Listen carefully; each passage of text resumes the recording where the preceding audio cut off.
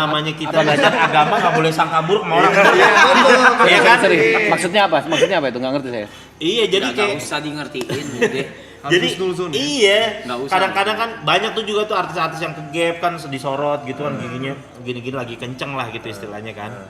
Nah, Nggak ngerti. nah itu kadang-kadang kita tuh bingung, aduh kenapa sih kita tahu hal yang gini kan jadi ngeri sangka buruk sama orang gitu. Oke. Takutnya udon jatuhnya ya. Jangan kan begitu waktu di dalam. Kan ada program pesantren kilat tuh. Ada tuh salah satu ustadz, ngaji Al-Qur'annya Masya Allah, canggih banget katanya. Dulu nih Pak Ustadz ya, sebelum mau khotib Jumat, mau khutbah katanya, narik dulu katanya. Maksudnya begitu. Biar Ini cerita dia bener, katanya baca ayatnya ngelengking katanya.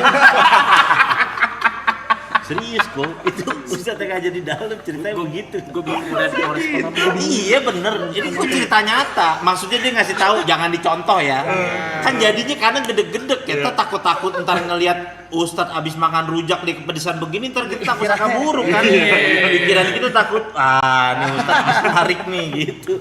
Kan bahaya juga tuh gitu. Gue nggak tahu mau respon apa men. Gimana sih? Iya. Waduh pokoknya macem-macem lah, penjara tuh mengajarkan gue kehidupan yang udahlah pokoknya lah luar biasa banget lah. Ketemu orang yang kadang-kadang kayak begini nih, kayak ilmu pertemanan. Gue punya temen yang hari-hari make bareng sama gue, kemana-mana 24 jam sama gue. Tapi gue harus dapati kenyataan bahwa dia adalah orang yang sangat jarang jenguk gue di dalam penjara. Tapi justru temen-temen yang enggak gue sangka gitu, anak-anak yang enggak pakai narkoba, temen gue yang anak-anak sport gitu, Malah yang gitu. jenguk. Malah dia yang care sama gue, dateng kirimin gue uang kan tuh kayak ngajarin gue kehidupan begitu, bahwa terkadang lu punya temen yang satu frekuensi gitu kan, Tapi belum ternyata nggak tentu dia care. sebenarnya tuh temen lu yang sejati gitu. Baik, makanya kan sahabat Nabi kan Sayyidina Ali kan pernah ditanya, wahai Ali bin Abi Thalib, kayak kamu teman kamu banyak, berapa sih jumlah teman kamu? Saking banyaknya gitu kan, kadang-kadang kan orang kan Masya Allah terkenal gitu kan, banyak temannya. Kata Sayyidina Ali, kamu mau tahu jumlah teman saya? Ntar saya hitung kalau pas saya lagi susah katanya. Lagi sakit atau lagi dalam keadaan seperti itu lagi ya. kena musibah, lagi sakit, ntar saya hitung teman saya, itu jumlah teman saya yang sebenarnya katanya gitu. Jadi ngajarin gue kehidupan lah, banyak penjara kayak gitu, mulai dari pertemanan, jangankan gitu dalam hal suami istri aja, kadang ada istri yang udah punya anak berapa, kadang dia ninggalin suaminya malah ngejenguk napi lain kayak gitu. Banyak Ada banyak kayak begitu, ada yang kayak begitu, jadi dia malah jenguk napi lain, akhirnya dia harus nonton gitu dari jeruji istrinya ngebesuk napi lain gitu. Ada yang anaknya baru lahir, masih merah, tiba-tiba dibawa nih sama istrinya masih di rumah sakit, dari jeruji diginiin doang masih merah mukanya. Jadi gue nangis ngeliat, wah gila sebenarnya kehidupan keras juga ya gitu. Karena gue selama ini kan mikirnya hidup happy aja, hedon aja. Gimana ceritanya tiap malam bisa berangkat, itu aja udah otak udah. Iya kan? Jadi pikirnya gimana sih sebenarnya hidup? Nah di penjara lah tuh banyak belajar hidup lah, tentang kehidupan. Kecanduan berapa tahun, Ustaz? Kecanduan. Ini nggak nyandu. Enggak, memakai kayak gitu. Nah, permasalahannya kita ngikut ada jenjang karirnya nih. Nyobain nyandu jualan. Itu masalahnya. Ngecer dulu. Iya. Ngecer dulu. Sampai dulu. Jadi kan kalau karir edep kan gue duluan baru Wanco itu kan. Ini nih apa sih, gue sama soalnya, jadi kalau suka keceplosan sorry banget dah. Jadi kalau karir jualan kan gue duluan baru Wancoy gitu kan, cuma Bebe banyakan dia Wancoy emang terlaluan juga tuh dia tuh. karir gue duluan. Cuma dulu ada di masa yang dimana sampai teman-teman gue aja tuh nggak mau ketemu gue, karena gue mainnya dulu ke Kampung Ambon. Oh lebih ngeri lu sih. Main sama gede-gedenya kayak gitu-gitu. Udah ngeri. Iya sampai bilang kayak, John lu udah keterlaluan kan, teman-teman gue manggil John kan, lu udah keterlaluan lu udah lu. Nggak ada mau ketemu gue waktu itu sampai teman-teman tuh kayaknya wah gila lu mau. Sekarang masih ada sih ya kamu Ahmad ya? Masih nggak ada. Tapi dulu parah banget. Gue sekarang antar teman kan, dulu gue masih bocah ya. Anterin gue dong naik motor ya naik motor. Gue nungguin teman gue yang ngambil etep, lu jaban etep. Depan gang anak kecil, naik sepeda berhenti. Bang, cimeng. Gue ditawarin cimeng sama anak kecil naik sepeda. Ibu-ibu lagi gendong anak. Cimeng, sabu. Enggak, Bu. Tapi sekarang nggak tahu ya, karena kan kemarin sempat ada berita ditabrak gede tuh ya. Iya benar. Ya mudah-mudahan deh kayak gitu-gitu deh ya. Tapi dulu sih emang Udah Bronx nggak ada Jakarta lagi. emang komplek Ambon. Makanya kadang-kadang juga Mabes. iya jadi pelajaran juga buat kita semua juga apalagi orang kadang-kadang kan kalau karirnya lagi naik diujinya sama yang Iya. begitu-begitu tuh. Dunia. kayak gitu. Udah dikasih baik rezeki yang baik-baik gitu kan. Yang tadinya nggak punya apa-apa, alhamdulillah bisa beli rumah, bisa beli mobil. Mulai kegoda lagi sama dunia-dunia gitu, ya kan? Karirnya ntar hilang kayak gitu, nggak mikir panjang.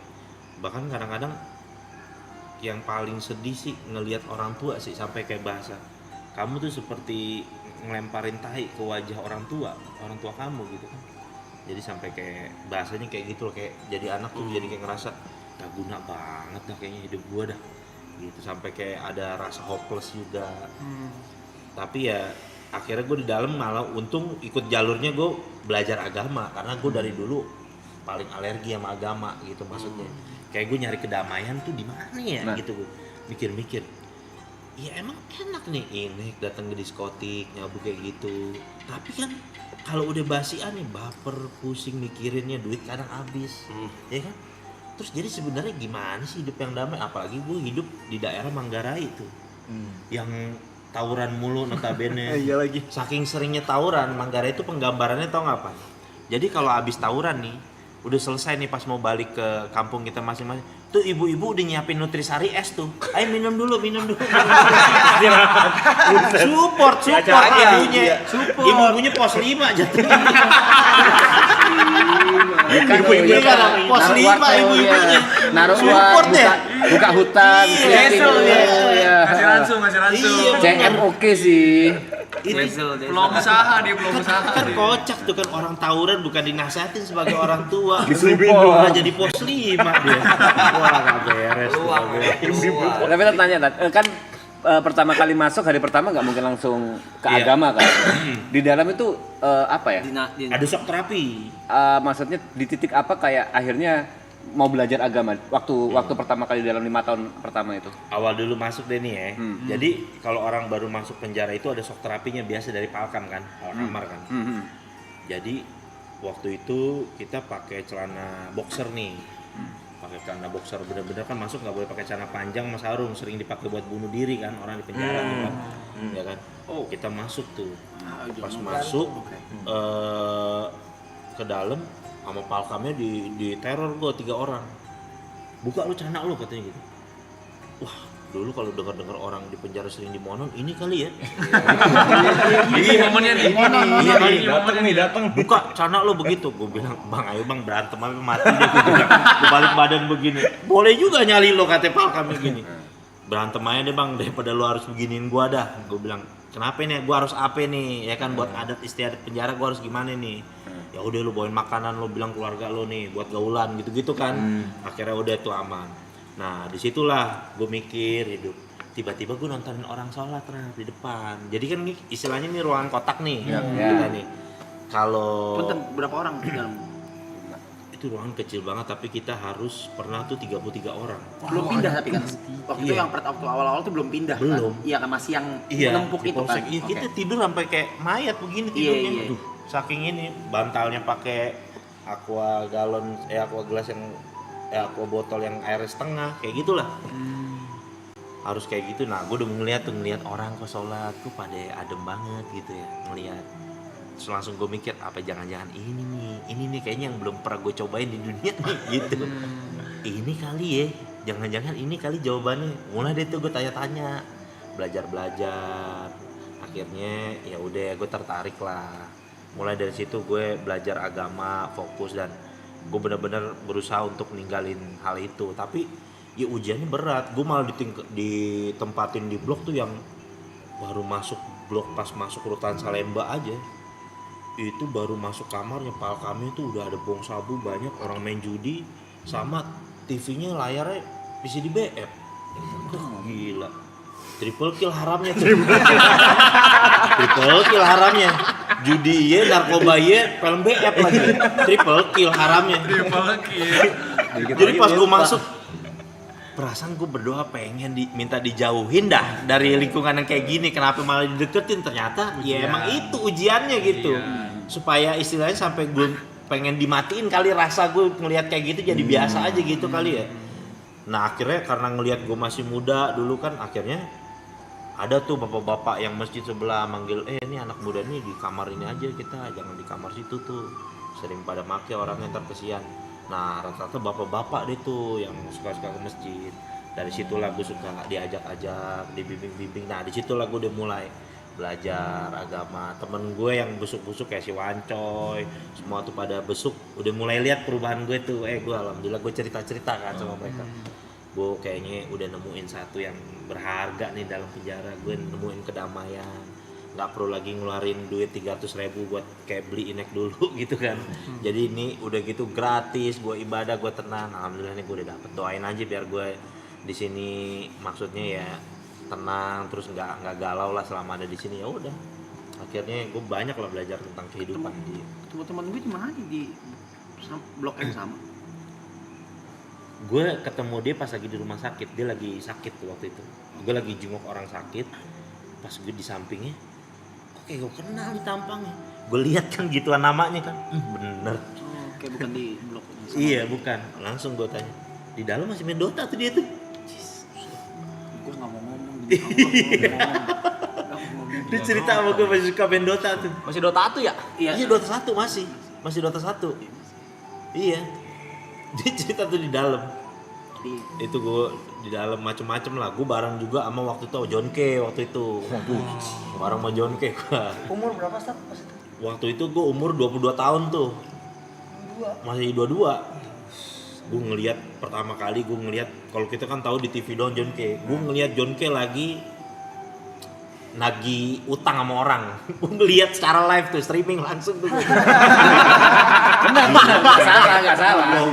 Itu orang ditagih sama itu sampai sujud-sujud lo ke tanah lo. Kata si John K kan gue, bayar utang lo. Kira utangnya berapa? 2M utangnya, nggak tahu utang apaan tuh. Utangnya 2M. Bayar ke utang lo. Gue mending bunuh kucing daripada bunuh lu ya, katanya gitu. Wah gila serem banget.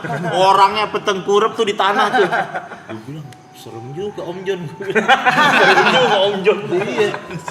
Iya, ngeri boy. Akrab Om John sih akrab. Iya, tapi baik dia di dalam rap. Biar gak begitu. Kadang-kadang dia tiap pagi tuh suka sedekah nasi uduk 300 bungkus. Buat napi-napi tuh, dia tuh panggil, mana sini? Tukang nasi uduk, kumpulin, bagi-bagiin sama dia, napi-napi. Baik dia. Baik. Iya. Kan banyak juga tuh dia kan tim-timnya kan yang Jagain. pas case-nya dia itu. Ya pokoknya di dalam penjara ya banyak lah belajar kehidupan lah. Tapi ada seru-serunya nggak saat di penjara? Maksudnya apakah seserem yang diomongin orang, dibangin orang gitu? Apa tuh? Di dalam sana gitu. Apakah ternyata tidak semenyeramkan itu bagaimana gitu? Kalau gue ngeliatnya lebih jadi kayak gitu tuh amal perbuatan dia selama dia hidup di luar, ternyata itu. Jadi di luar makin iya. parah, dalam di luar. Iya, kalau di luar tuh dia sering jahat sama orang, di penjara dia sering dijahatin sama orang. Jadi gue sering ngeliat penampakan kayak gitu tuh.